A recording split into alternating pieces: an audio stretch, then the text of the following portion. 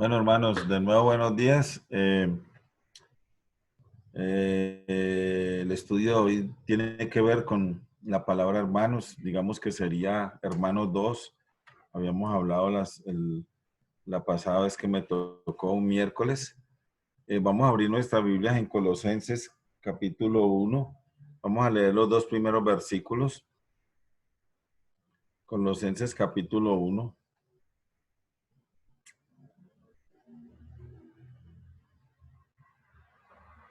Y bueno, dice Pablo, apóstol de Jesucristo por la voluntad de Dios, y el hermano Timoteo, a los santos y fieles hermanos en Cristo que están en Colosas, gracia y paz sean a vosotros, de Dios nuestro Padre y del Señor Jesucristo. Amado Dios, te damos gracias, Señor, en este tiempo, porque nos permites abrir las Escrituras. Y Padre, estamos reunidos como iglesia y Padre, podemos disfrutar este tiempo, Padre, escuchando tu voz, escuchando tu palabra. Rogamos, Señor, ser guiados por el Espíritu Santo.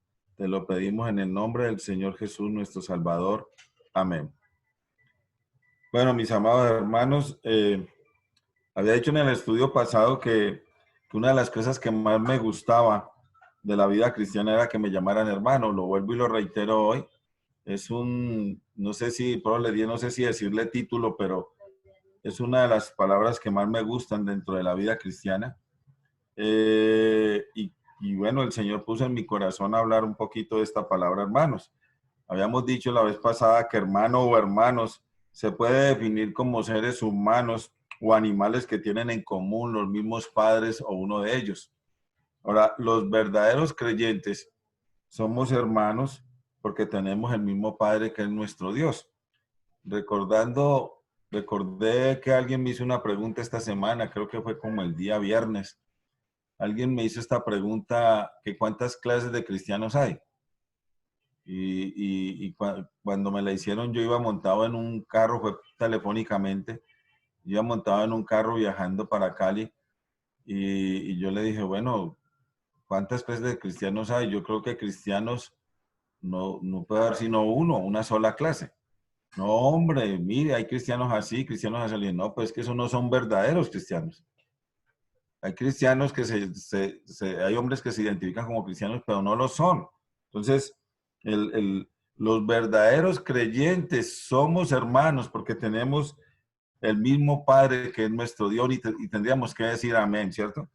Ahora, también decíamos que la palabra hermano se refiere comúnmente a la relación de sangre entre hijos de los mismos padres o uno de ellos.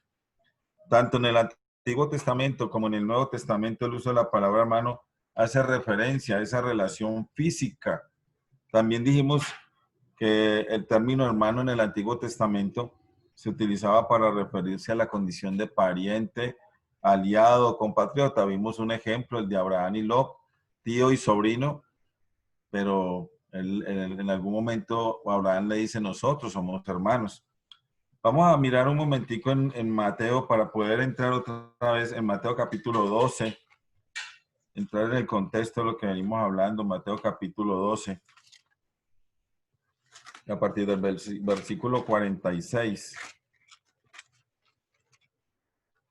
Y dice Mateo 12, 46.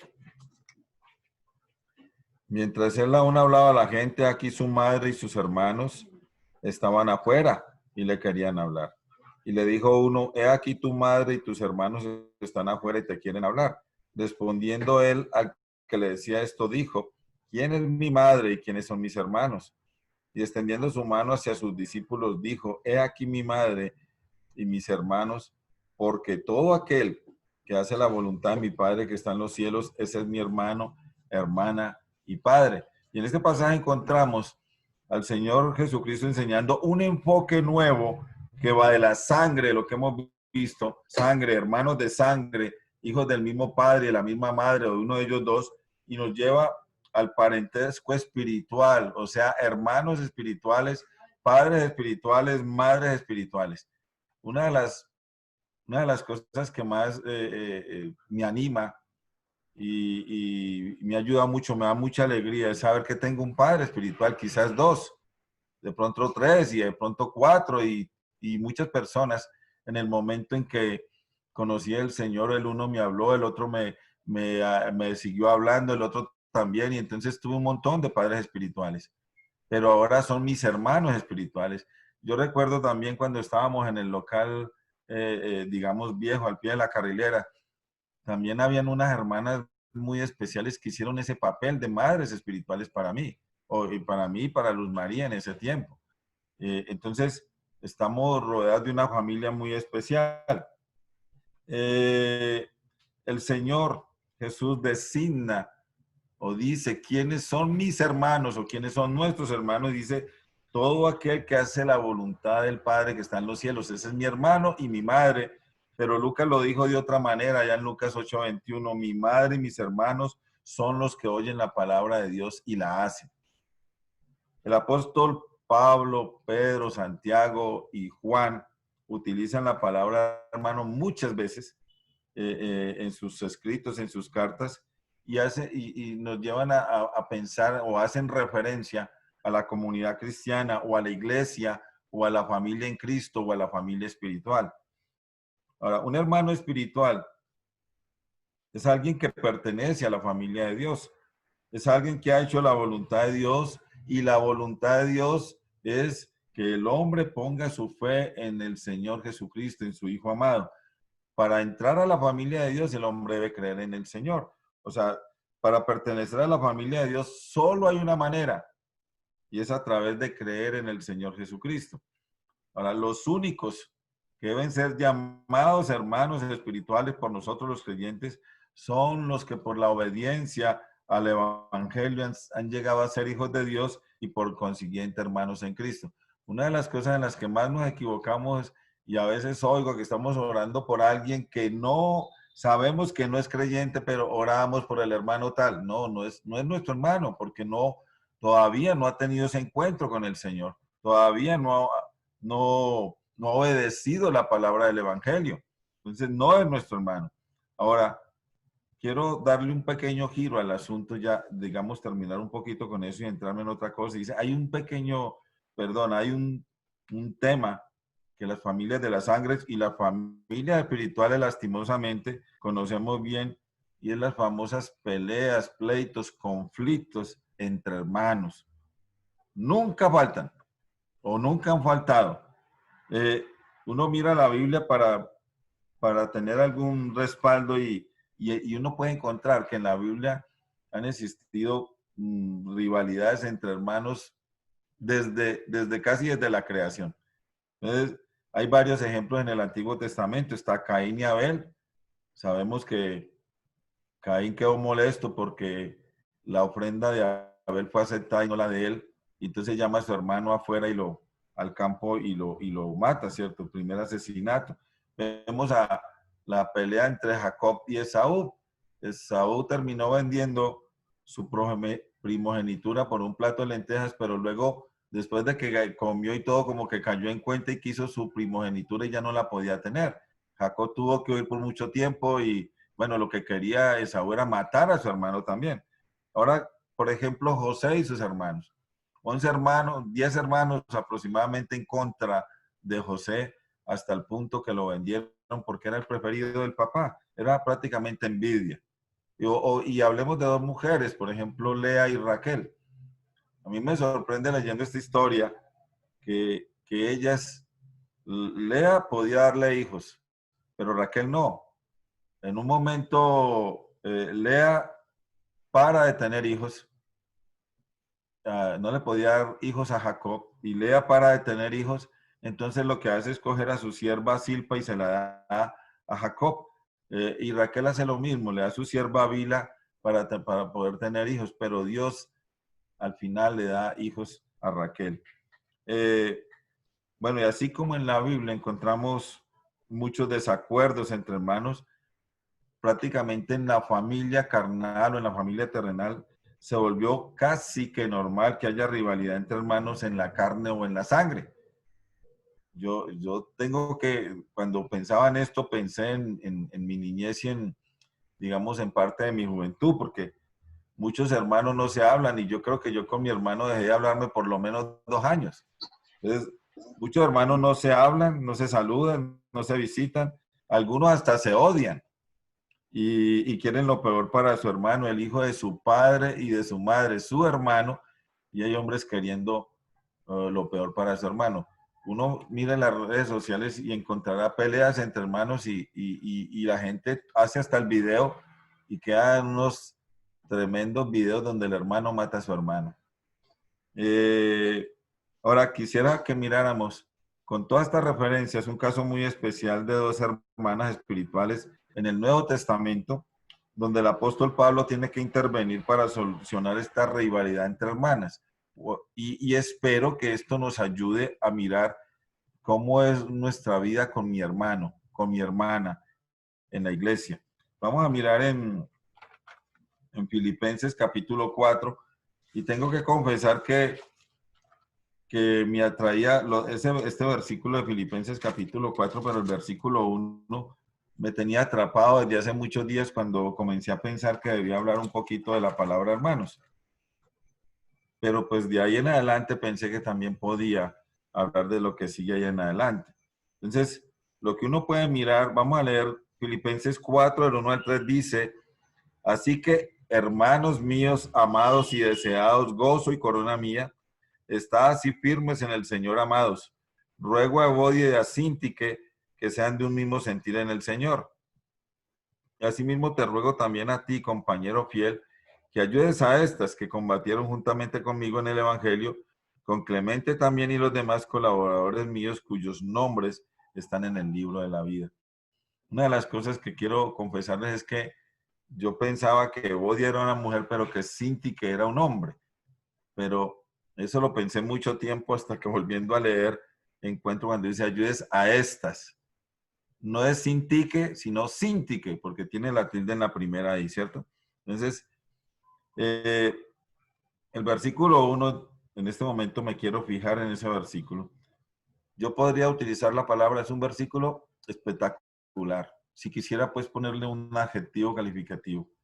Porque el apóstol Pablo termina en el capítulo 3, uno mira así de rapidez, termina en los versículos finales hablándonos de los enemigos de la cruz de Cristo, dice el fin de los cuales será perdición, dice el apóstol.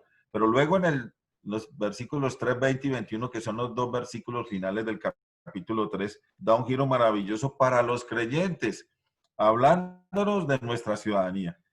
La ciudadanía del verdadero creyente, del verdadero hermano en Cristo, es celestial. ¿De dónde? De donde también vendrá nuestro Salvador a recoger a su iglesia. Hermanos, el verdadero hermano en Cristo, el verdadero creyente, espera de los cielos al Salvador.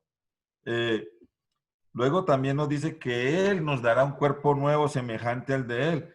Es decir, en otras palabras, el Señor Jesucristo quitará este cuerpo de humillación, este cuerpo de carne, este cuerpo de pecado y nos dará un cuerpo glorioso semejante al de Él. Esto es una esperanza maravillosa para los creyentes, para nosotros los creyentes.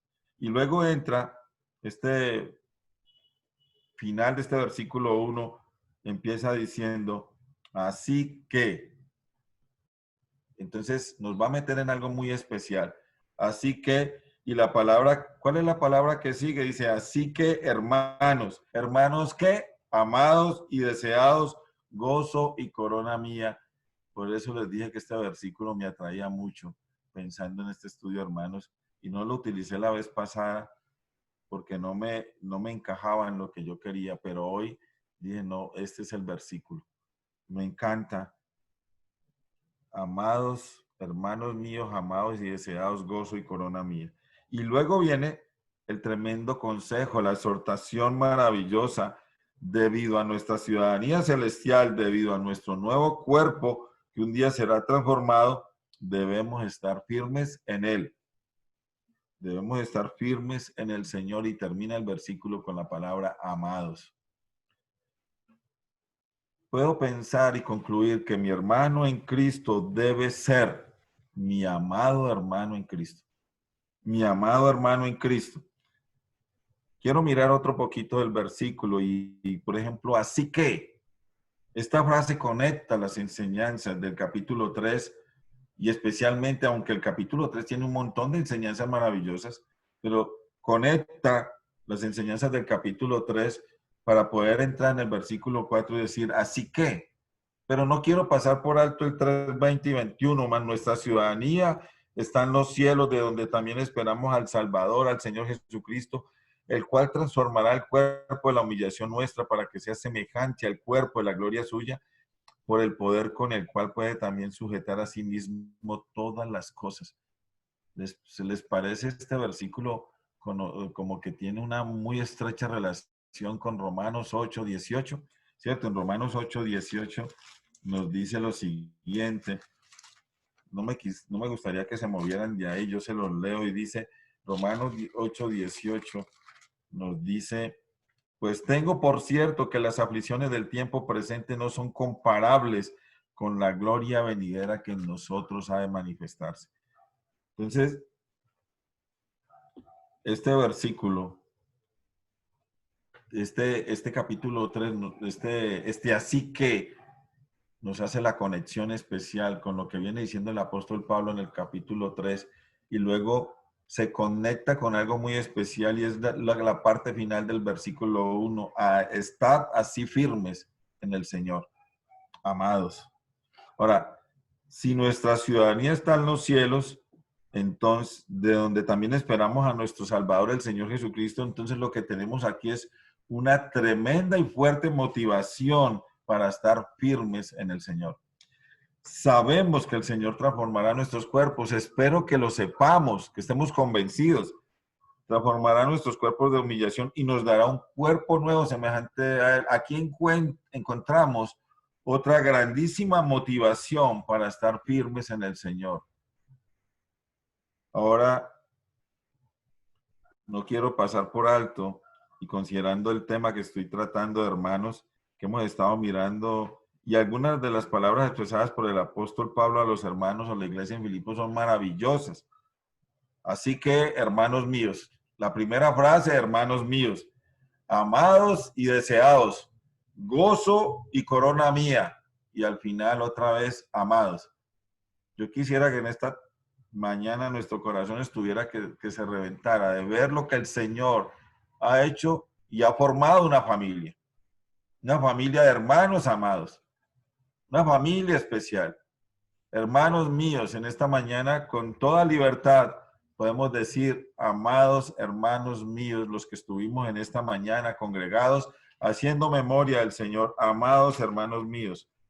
Ahora, estas palabras van cargadas de cariño y reflejan el profundo afecto que tenía el apóstol Pablo por los cristianos en Filipos.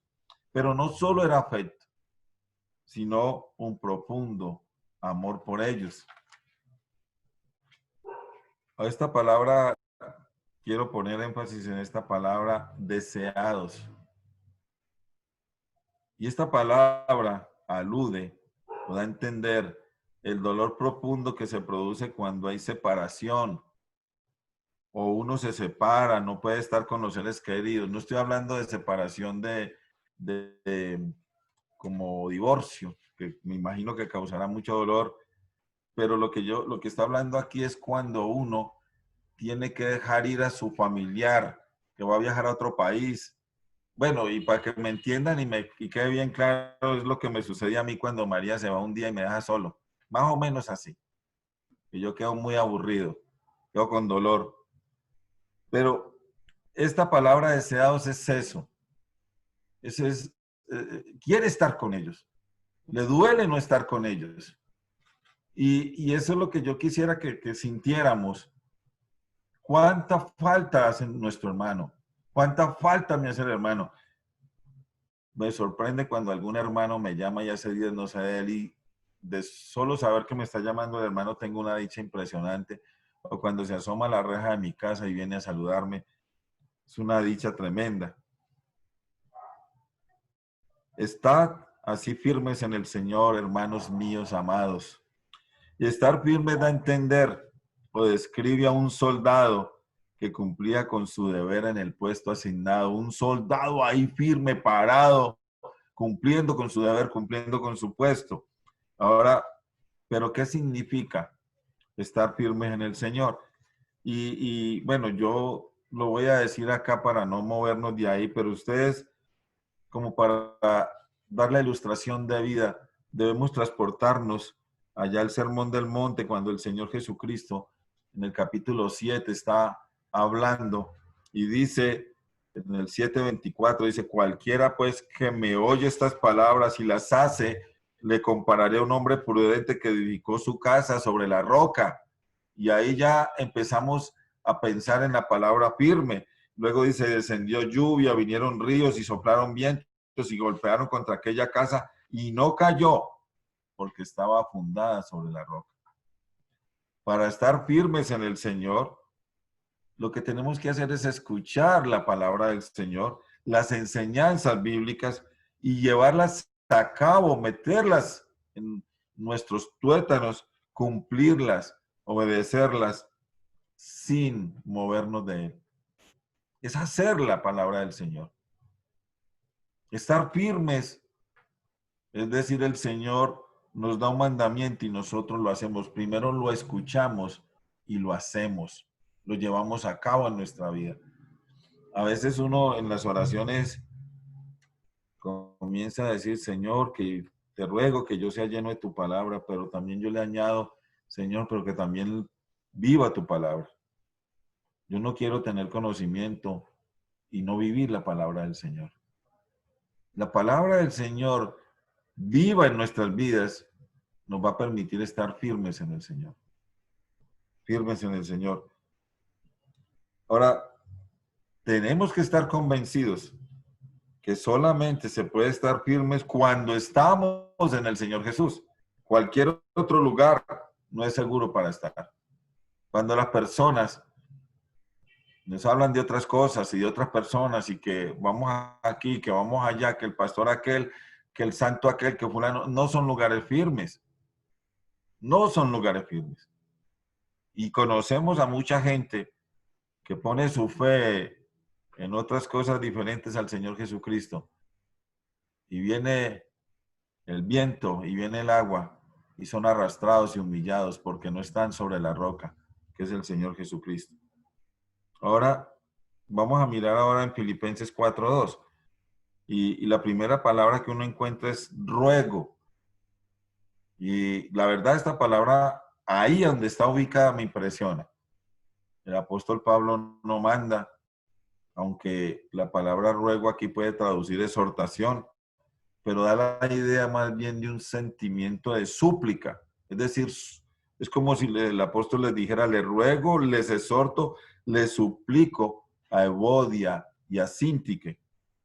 Ahora, por el versículo 3, nos damos cuenta que Evodia y Síntique eran dos miembros sobresalientes, eran dos mujeres o miembros sobresalientes de la iglesia en Filipos. Quizás habían conocido al Señor Jesucristo cuando Pablo y Silas, si ustedes se devuelven a Hechos 16, Pablo y Silas están en Filipos, un día de reposo, y en ese momento empieza la oración, y entonces el apóstol Pablo empieza a hablar del Señor Jesucristo. Pero el versículo nos dice que el auditorio que tenía el apóstol Pablo eran mujeres. Quizás ahí estaba Evodia y Sinti, que lo pueden mirar en Hechos capítulo 16, versículo 3. Ahora, Evodia y Sintique tenían algún desacuerdo, tenían algún pleito, tenían algún conflicto. ¿De qué tipo? No lo sabemos. No sabemos cuál era el pleito que tenían. Pero ahora el problema de las iglesias de Filipos es muy diferente a los digamos, a los problemas de las otras iglesias del Nuevo Testamento. Les cito tres casos. Por ejemplo, la iglesia en Corinto nos habla de desórdenes en la iglesia, ¿cierto? Un montón de desórdenes que habían en la iglesia. O por ejemplo, la iglesia en Galacia sí tenía un problema bien serio. Cambiaron el evangelio del Señor Jesucristo por un evangelio diferente. O la iglesia en Colosas que tenía problemas de falsas doctrinas y también de filosofías gnósticas. Entonces, pero el problema en la iglesia de Filipos son los desacuerdos, las tensiones, la falta de unidad. Y el ejemplo de esto es el desacuerdo entre estas dos hermanas. Ante este problema de Evodia y Síntique, ante este desacuerdo, es bueno notar que lo primero que debemos notar es que Pablo no se queda de brazos cruzados, no se queda quieto, hay que ponerle remedio a esta situación.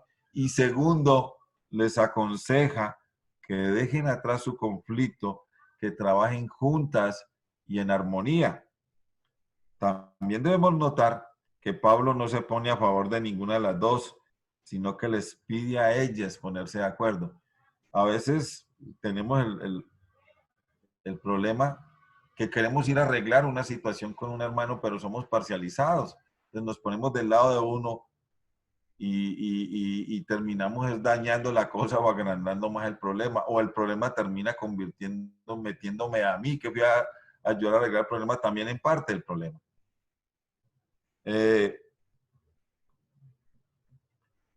Pareciera que el problema de Bodia y Sintique era que no tenían no sentían lo mismo en el Señor Jesucristo. Porque eso es lo que dice el versículo 2. Ruego a Bodia y Sintique que sean de un mismo sentir en el Señor. Quizás opiniones diferentes, pensamientos diferentes, maneras de hacer las cosas diferentes.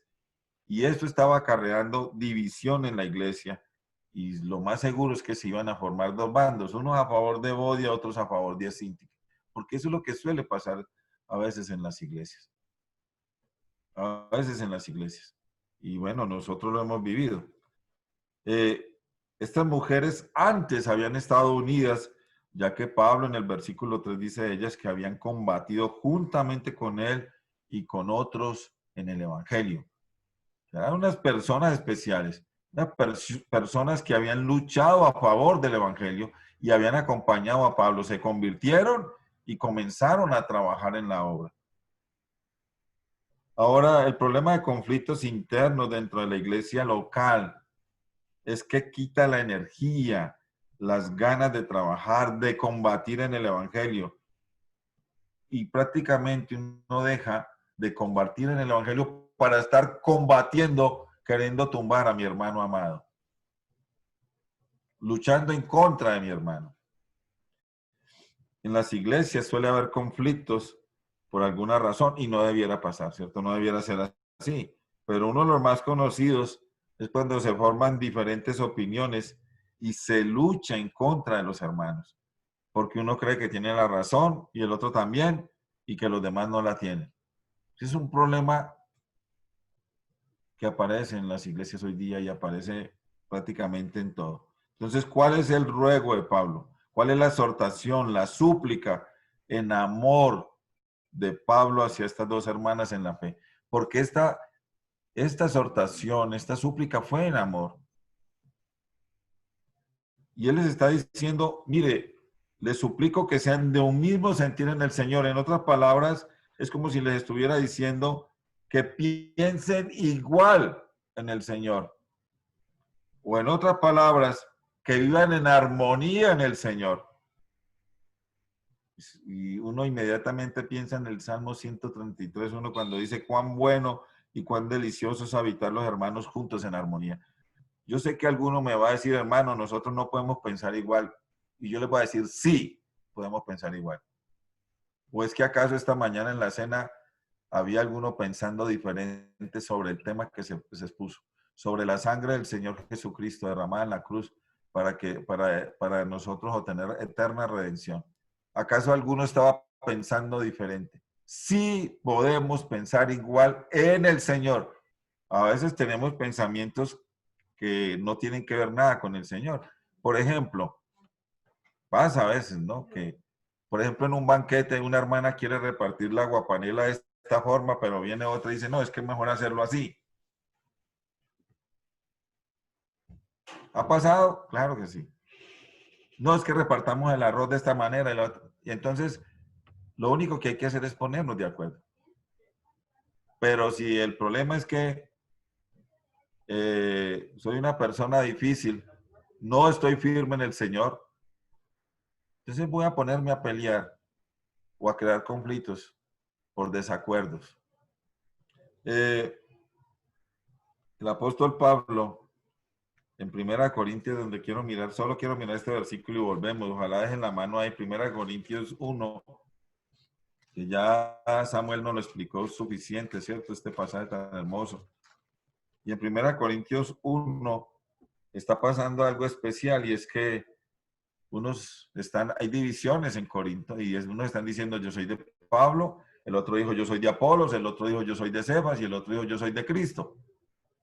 ¿Cuál es el consejo del apóstol Pablo? Dice en versículo 10, os ruego pues, hermanos, por el nombre de nuestro Señor Jesucristo, que habléis todos una misma cosa, y que no haya entre vosotros divisiones, sino que estéis perfectamente unidos.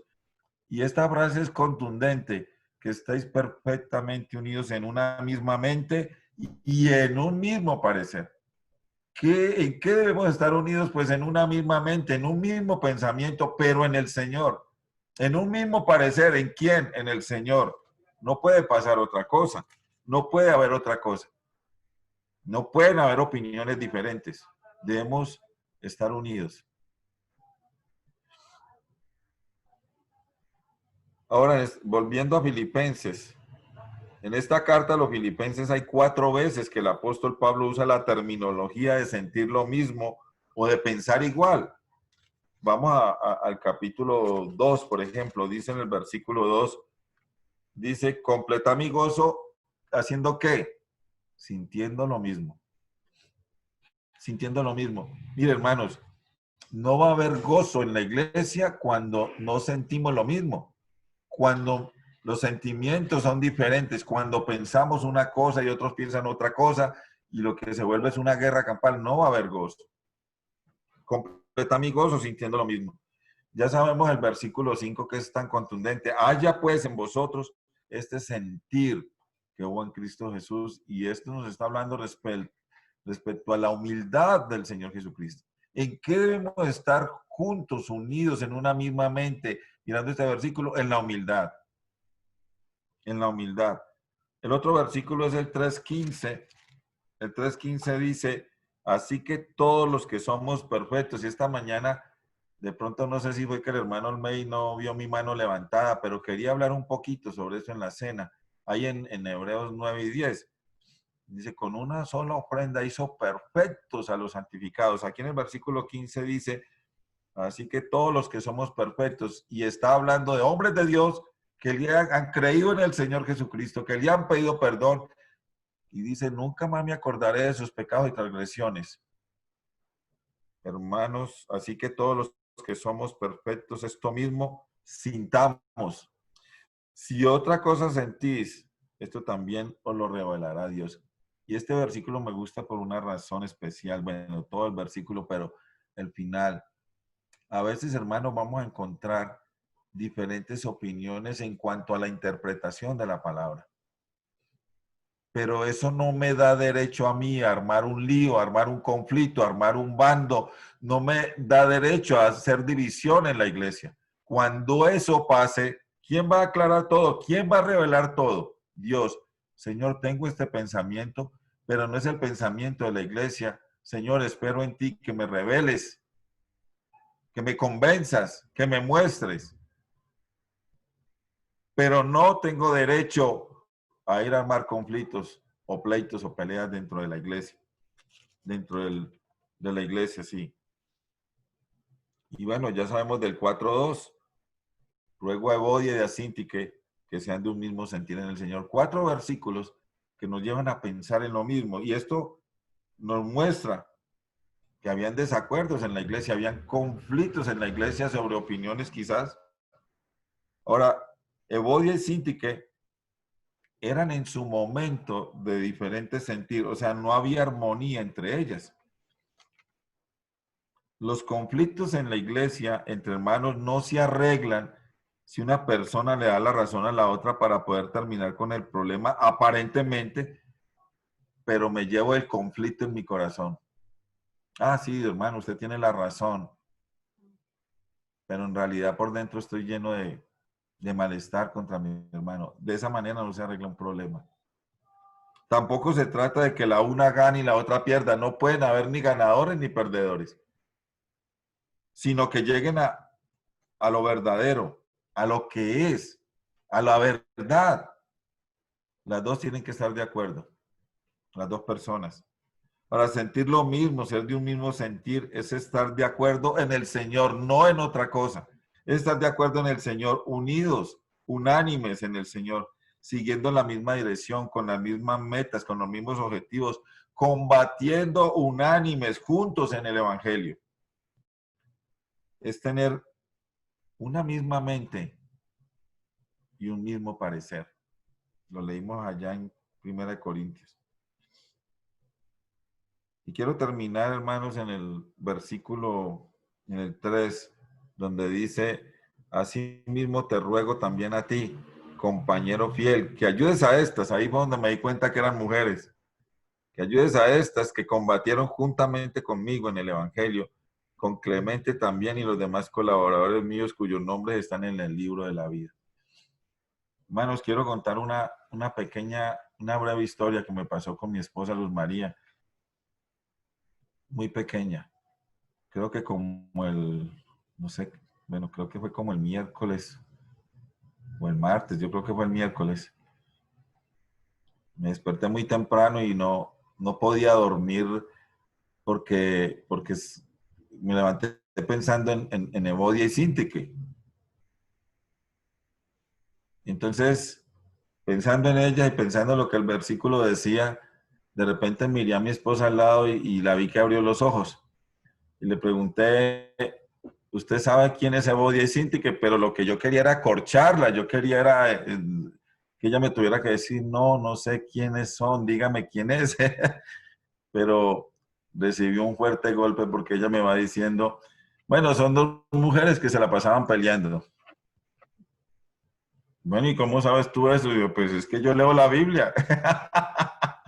Entonces, me causó mucha gracia pensar en esto. Entonces, en el versículo 3 hay una frase que es contundente, dice, así mismo te ruego a ti, compañero fiel. Esta es una frase maravillosa. Este compañero fiel que se le pide que ayude en el conflicto entre Evodia y Sintique, eh, hay que aclarar que no se sabe quién es el compañero fiel. No se sabe quién es, pero este compañero fiel se le pide que ayude en este conflicto entre estas dos hermanas. Ahora, nosotros los creyentes hemos oído hablar sobre la palabra yugo, ¿cierto? Es una palabra muy conocida para nosotros los creyentes. Por ejemplo, en 2 Corintios 6:14 dice, no os unáis en yugo desigual. O sea que nosotros sabemos, entendemos que es yugo, pero les digo esto, el yugo era un madero con que se ataba a dos animales para que trabajaran como un solo equipo. La palabra yugo en tiempos del apóstol Pablo se empezó a usar de manera metafórica para hablar de personas que trabajaban juntas, que eran unidas.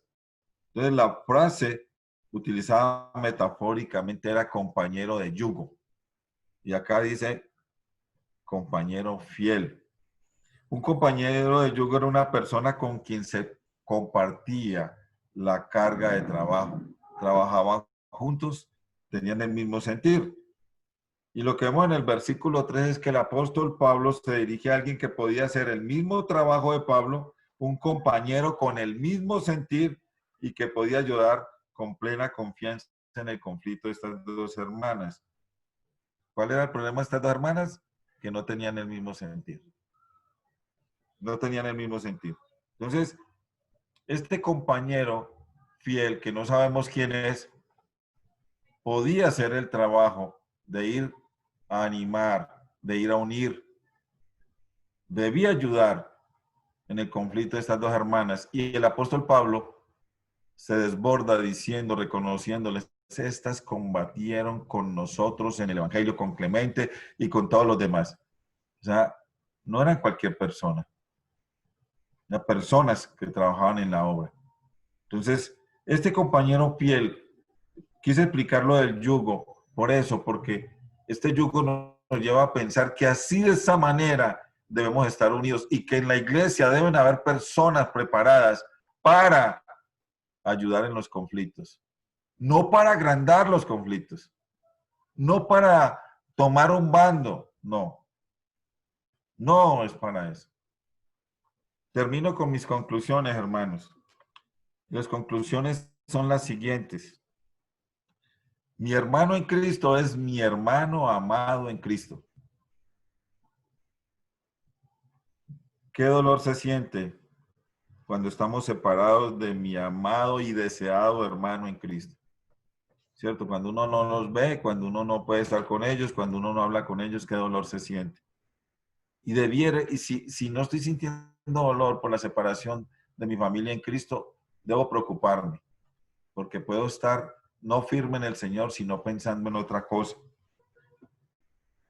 Otra conclusión, el hermano en Cristo anima a su amado hermano en Cristo a estar firmes en el Señor.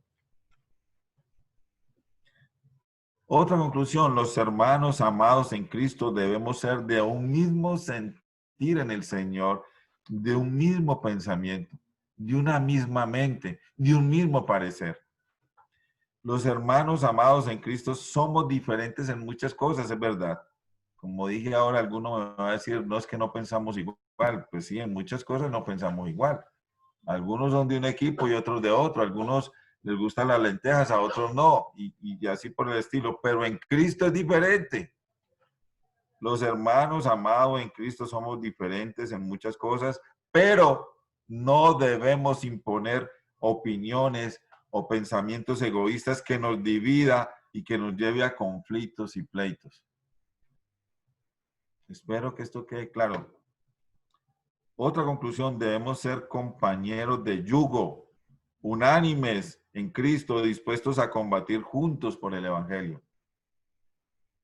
Otra conclusión, la iglesia debe tener o debe haber hermanos capacitados espiritualmente que tengan el mismo sentir para que ayuden a hermanos que no tienen el mismo sentir. La iglesia debe ser de un mismo sentir. La iglesia debe estar perfectamente unida en una misma mente y en un mismo parecer. Y termino con la última. Mi hermano en Cristo debe ser mi amado hermano en Cristo Jesús, Señor nuestro. Amén. Amado Dios, te damos gracias por este tiempo tan especial de abrir las Escrituras y contemplar este momento espectacular cuando el apóstol Pablo escribe ahí en 4:1. Hermanos míos, amados y deseados, gozo y corona mía. Pero luego, Padre, viene un momento difícil donde hay que arreglar una situación. Y Padre, esperando que esta situación que vivieron Evodia y Sintique, y si están ahí escritas, porque no están escritas en ningún otro lugar, estos dos nombres, nos permitan, Señor, considerar que no estamos hechos para tener conflictos, ni para pelear por opiniones, ni para pelear por pensamientos, ni para pensar por maneras de ser, o por gustos, o por cosas innecesarias, Señor.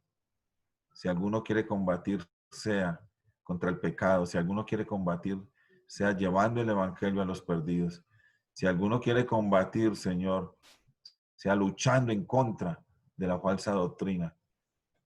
Oh Dios de los cielos, te alabamos y te glorificamos por esta palabra y dejamos todo en tus manos. Lo hacemos en el nombre del Señor Jesús, nuestro Salvador. Amén.